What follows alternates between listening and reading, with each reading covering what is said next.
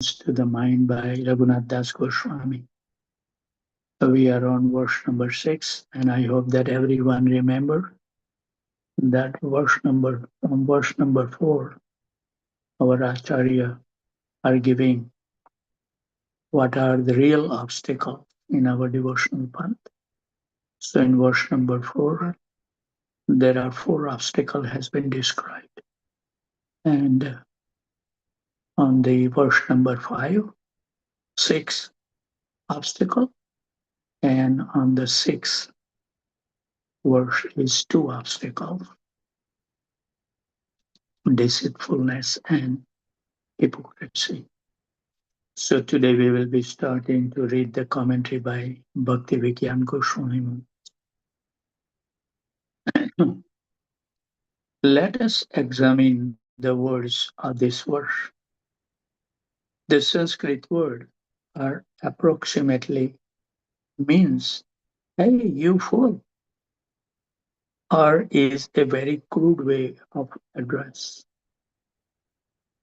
Chetaha is the mind, and it is for a good reason that Raghunath Das Goswami addresses his mind in such an abrupt way, because he has reached the limit at this point in his instruction to his mind. Prudyat kapata utinati bhara kharaksharan mutre snatva indicate that he is saying, quote, "Hey fool, what are you doing?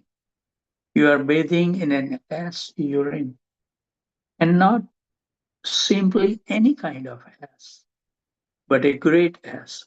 Khara means ass, and bhara, khara means a great ass. Because only from a great ass will there be enough urine to bathe in. Kapata means deception, and kutinati means hypocrisy. We will look later at the difference between kapat and kutinati. Mutre means urine. You have bathed in that urine. The Ayurveda explains the different properties of various living entities' urine, and that of an ass is extremely burning. So Raghunath Das Goswami is having a dialogue between the soul and the mind, where the soul tells the mind, "But mind, whom are you cheating? You yourself feel the fire of remorse for having bathed in that filth. I'm burning, you are burning, and we both are burning. Why are you doing that? Instead of bathing in the urine of a big ass, we need sadatvam gandharva giridhar. Giridhar pad prema vilasa shuddha suddham bodho snatva. We need to bathe in ambodho shuddha, the ocean of nectar. Vilasa, this nectar is shining.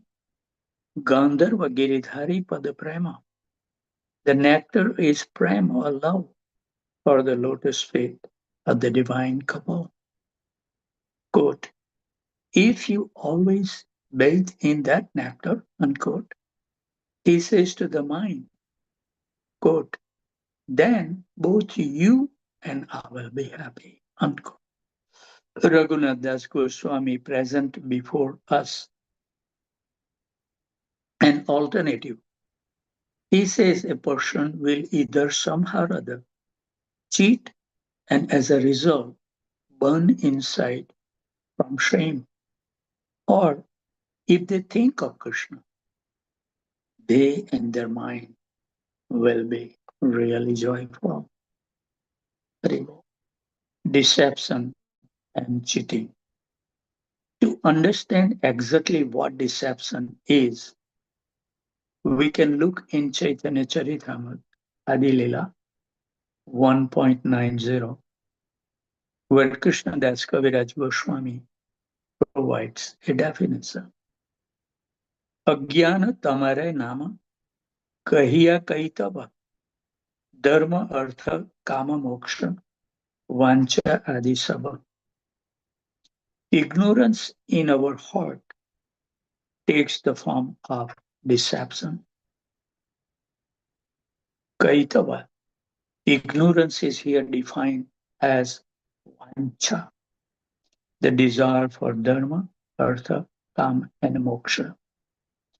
This is a highly radical statement because we know that the entire Vedic culture is built on helping a person achieve dharma, artha, kama, and moksha. But Krishnadas Kaviraj Goswami says that each of them is a deception. All these life goals, in one way or another, put us in the center.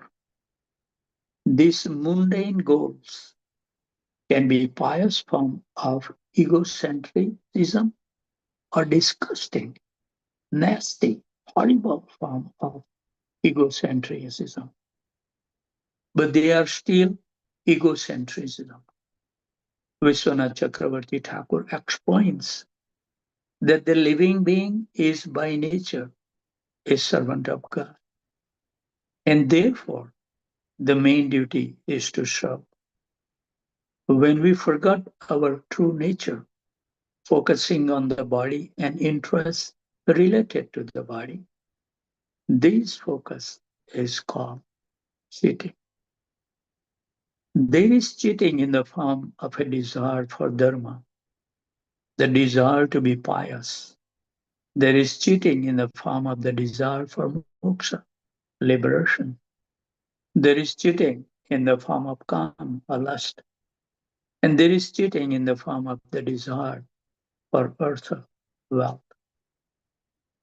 The desire for moksha is the worst one. The point is that in the first words of Srimad Bhagavatam, Krishna is defined as Satyam Param, which means the supreme truth. We cannot preserving our inner propensity to cheat, approach the supreme truth. Truth and lies are the exact opposite of each other. So those who say, I want to serve Krishna, but instead keep on serving themselves are cheating. The opportunity that we have to serve Krishna is the most amazing and rare, but it can also lead us to the heaviest offenses because having taken up the path of serving Krishna, we can turn into most terrible cheaters. Under the cover of serving Krishna, we serve ourselves, our own interest, our own petty desires, our ambitions. So, in this sense, cheating is the exact opposite of love. We can only approach Krishna if we completely eradicate our habit of hypocrisy. We must very clearly understand how the tendency of hypocrisy is situated in our hearts, how and in what various form it reigns. There are many sins such as murdering a Brahmana or committing adultery. There are Mahapatakas, 5 or 6 greatest sins in accordance with the Manu Samhita. But in 8th canto of Srimad Bhagavatam, it is stated the worst sin is cheating. Bali Maharaj quote Mother Earth saying, I can bear all kind of sinners, but I cannot bear someone who is cheating. What a stone.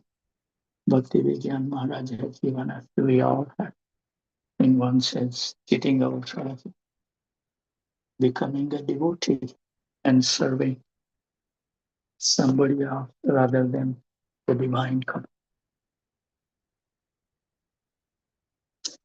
Very nice to hear those strong words in the morning to keep us straight. So I'm going to read few lines because our memory is so dull to bring up to the speed, and then we will continue. On receipt of Swamiji's letter, they knew they had done the right thing. No matter that husband and wife sometimes quarrel and that there wasn't enough money. The main thing was that Swamiji was pleased. So this is the perfection of our life, to please our spiritual master. Somehow we should work very, very hard. And when our spiritual master is pleased, Krishna will become pleased.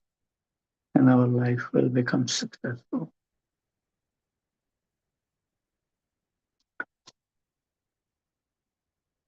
From Boston, we continue now. Satsarup wrote that he and the other devotees, they were moving from an apartment to a rented storefront near Boston University. The first time Satsarup entered the new storefront, he found on the floor an aerogram from Swamiji, dated October 6th. From that, Srila Prabhupada wrote as follows: I can understand that you have secured a very nice place in Boston, and there is a very good possibility of pushing our movement among the student community there. Our movement is certainly very much appealing to the younger section of your country. And if we are successful in the matter of attracting the student community in your country, certainly this movement will scatter all over the world and fulfill the foretelling of Lord Chaitanya, that in every village and every town of the world, the Lord will be famous for his glorious Sankirtan movement. Please try for this with your heart and soul, and your life will be a successful mission. Very good. The letter was as good as Swamiji coming personally to open the storefront and begin the preaching. It gives such a full directions and inspiration, and it was personal. In that same letter, Prabhupada had written as follows: I'm always aspiring after returning to your care and overload you with typewriting tasks. I hope we shall very soon meet again and help each other in the matter of discharging Krishna conscious engagements. I'm now 90% all right, and I think I can return safely. This typewriting work is done by me. For 2 days, I'm alone and doing everything myself as experiment. This proves that I am now well. Please offer my blessings to all the boys and girls there. In New Mexico, Subal was trying to arrange public speaking engagement for Prabhupada's return. And Prabhupada was encouraging him, quote, if you think I can be on television by the first week in December, then you can arrange for it, because I must be in your country by the middle of November. Unquote. So Srila Prabhupada wrote to Janardhan in Montreal, answering his philosophical doubts and encouraging him to be patient with his spiritually reluctant wife. And to Rai Ram, who was editing Back to Godhead magazine in New York, he gave another kind of thoughtful assurance as follows. I'm very happy that since it BTG is entrusted to you, the things are improving. This means that Krishna is giving you more and more facilities. Krishna is such a nice boss that he gives more facilities and improvement to the sincere servant. What a wonderful message. On October 9, the day Prabhupada started for Calcutta, he left behind a different kind of letter for Sri Krishna Pandit. Prabhupada had been negotiating with Sri Krishna Pandit to purchase the Chippiwada temple for ISKCON, or at least to rent the single room through a formal contract. Prabhupada wanted the room as a Delhi headquarters for printing his books. On the day of his departure, however, Sri Krishna Pandit was unavailable, and Prabhupada left him a short handwritten note as follows. If you are not settling anything with the room, then I may not come back to Delhi anymore. I'll go to USA directly from Calcutta via the Pacific route, for which Sri Dalmia Seth has already promised for the ticket. Prabhupada straightforward. So we will be embarking on chapter 7, part 2. Prabhupada's train, the Kalka Mail, pulled into Delhi station. Prabhupada and his two disciples had tickets with reserved seat numbers, but no car number. So while Prabhupada waited with the baggage, Achyutanand and Ramanuja ran from the one end of the train to the other, looking for their car. After they had found their seats and boarded, Achyutanand untied Prabhupada's bedding and spread it open on the upper tier. Prabhupada climbed the little ladder, sat comfortably on his cotton snuff quilt, and opened his Sanskrit Srimad Bhagavatam, while Achyutanand and Ramanuja took their seats. It would take around 24 hours to reach to Calcutta. How much Prabhupada take austerities, huh? Near the end of the journey, a group of educated Bengali gentlemen struck up a philosophical conversation with the Swamiji.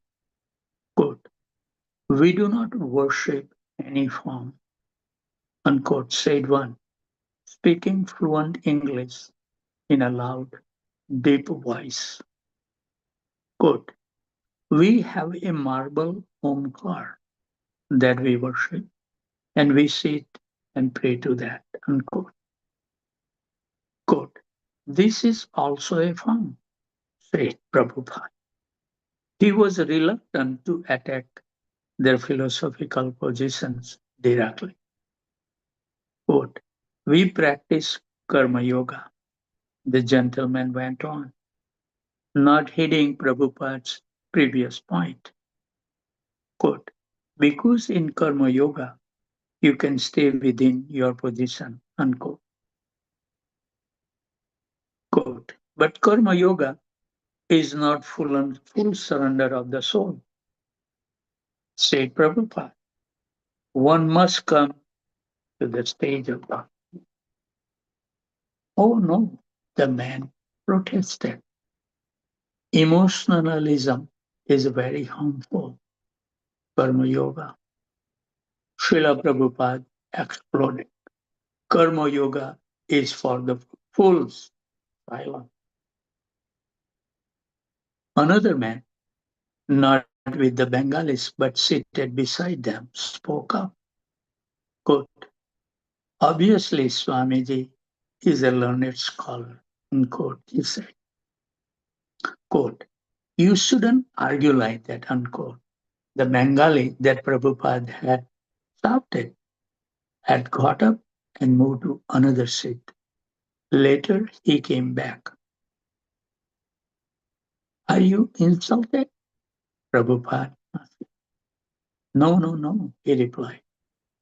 But I have never heard anyone say that about the teaching of the Gita. The Bengalis then talked with Achyutanand, lighting their cigarettes and smoking freely before him, although they had not dared to do so before Prabhupada. In parentheses, it wasn't proper to smoke in front of the sadhu. Parenthesis over.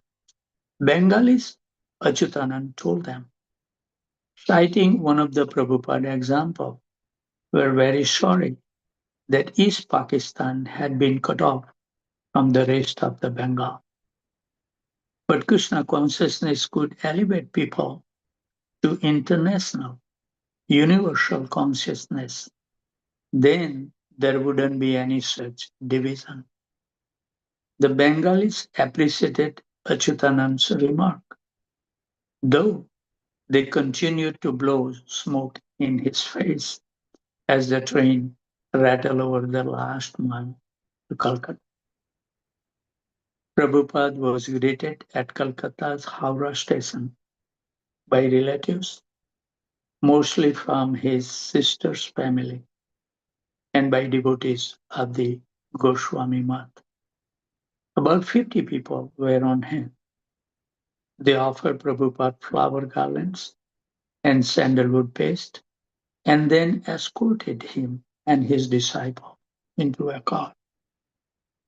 Achyutanand and Ramanuja noticed that although Swamiji's sister was shorter and more rotten, rotten than Prabhupada, her facial features were strikingly similar. Her name was Bhautarini, but Prabhupada told them to call her Pishima. As Prabhupada rode through the street, he saw many images of Goddess Kali. Tenan riding a lion. Kolkata was observing the biggest religious celebration in Bengal, Kali Puja, a month of festivities in honor of the goddess Kali. Throughout the city, brass bands and radio music blared, and there were decorative lights, stages, and tents. When Prabhupada arrived at Pisima's house in South Calcutta, his relatives seated him and performed an arti ceremony in his honor, reverently offering him the traditional items: incense, a flaming lamp, flower. They also bathed his feet. He sat smiling within the crowded room of relatives who were proud of his having journeyed to America on behalf of Lord Krishna. As Prabhupada's family members sang Hare Krishna Kirtan from outside the room, the ladies of the house began singing a high, shrill, whooping sound. Achyutanand and Ramanuja were startled. Pishima had prepared a large feast, much of it cooked in mustard seed oil, for the homecoming celebration. And Prabhupada satisfied her by honoring the prasad, even though he wasn't feeling well and was tired from the train ride. Soon after the festivities, Prabhupada and his disciple returned. Again his health wavered, this time because of his sister's heavy cooking, and he felt a strain on his heart. He sent for an Ayurvedic doctor. who taught Achyutanand to do a very gentle massage to help circulation and restricted Prabhupada from sweets. As Prabhupada recovered, he began regularly lecturing in his room during the evening. Although he spoke in English, in parentheses, for his disciples, parentheses over comma, the room would soon fill to capacity with relatives and friends. There were generally disturbances from outside due to the noises of Kali Puja. Nearby, Pishima's house was a large tent, a center for evening street parties, which included a sweet counter, fireworks, an excessively loud public address system that incongruously blared Julie Andrews' singing song from the sound of music. One evening, as Prabhupada spoke, quote, my only qualification is that I have unflinching faith in my spiritual master. Unquote. A large firecracker exploded right outside the door, and the audience smiled tolerantly. Yes, Prabhupada said, taking the explosion as confirmation of his word. It is glorious. One night, Prabhupada explained that according to Bhagavad Gita, demigod worshippers are less intelligent. People worship Kali for material rewards, he said. But since all material things are temporary, such worship is inferior to the worship of Krishna. Kali is not able to grant the worshipper liberation from the birth and death. Which is better? Achyutanand asked. The worship of the Christians and Jews, which is mostly impersonal, or the worship of the non-absolute by the worshippers of Kali. Worship of Kali is better, Prabhupada said, because the worshippers are in the Vedic system. They are more likely to bow down to Radha Krishna or chant Hare Krishna than a Christian or Jew. There is a chance that they will become Krishna devotees in the future if they lose their material attachment. So Prabhupada regularly invited his godbrothers and their disciples to join him in America. Sometimes he seems to do it just to get them at least to think more of preaching. Bhaktisiddhanta Saraswati had once stated that Gaudiya Math ashram was no more than a joint mass. The members going out each day and collecting enough alms so that they could eat together, but with no dynamic vision for preaching. So Prabhupada's frequent invitations, quote, you should go to America, come back with me, unquote, would steer them, even if they couldn't actually come. On visiting the ashram of Bhakti Sharanga Goswami, Prabhupada saw that the audience consisted almost entirely of old widows, but he spoke as usual. One day, Prabhupada's godbrother, Haridas Swami, came by. He was the heaviest and loud, and he spoke very rapidly. Quote, very happy to see you coming here from America. This is wonderful.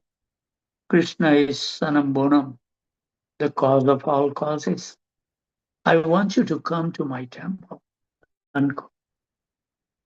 When Haridas Maharaj went into a separate room, Prabhupada turned to Achyutanand.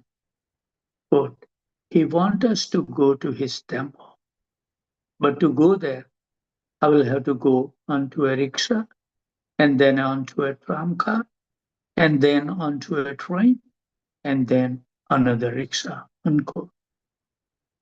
Aware of Prabhupada's weak conditions, Achyutanand began shaking his head negatively. When Haridas Maharaj returned, Achyutanand said that Swamiji couldn't come to his mutt. Who are you? Haridas Maharaj said angrily. You are just a brahmachari. You should risk your life. Achyutanand replied, I will risk my life, but I can't risk my spiritual master's people. So Haridas Maharaj left insulted. Don't worry, Prabhupada said. He's just very talkative. Prabhupada paid a visit to B.P. Keshav Maharaj, the godbrother who had awarded him the sannyas order in year 1959. Prabhupada sat on the floor and spoke in Bengali to his godbrother, who was very old and apparently on his deathbed. Prabhupada had Achyutanand sing for Keshav Maharaj. Keshav Maharaj requested Prabhupada to visit his ashram, Devanand month in Navadvip.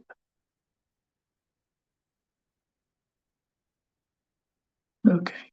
Srila Prabhupada had wanted to return to the US as a permanent resident, but his students in America hadn't been able to get the necessary clearance from the US Immigration Department.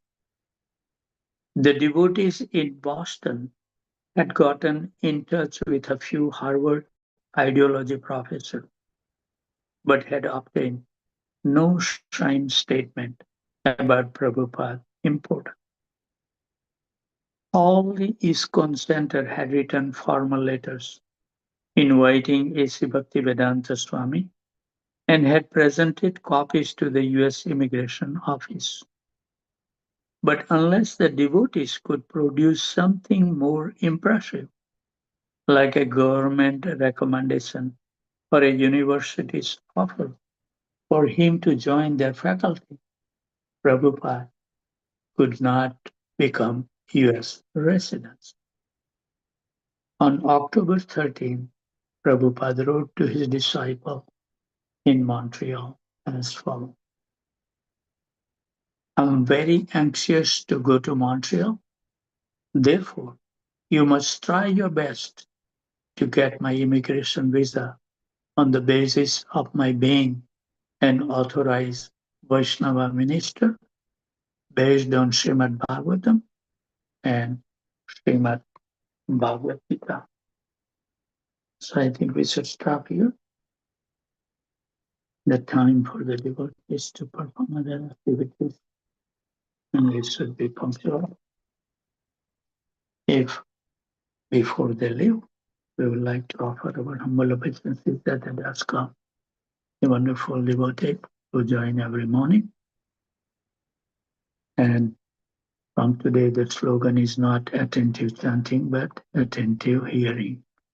So we would like to hear everything attentively, even the life of Srila Prabhupada or whatever we read, we should hear with full attention so we can capture some of these things, not all. So with those thoughts, let's offer first our humble obeisances at the dusk of these wonderful devotees. Vanchakalpatarubhasya Kipashandibhayavacha Patitanam Bhavanebhyo Vaishnavebhyo Namo. So thank you very much for joining. If any devotees have any question, comment, corrections, or chastisement, I'll wait for 10-15 seconds.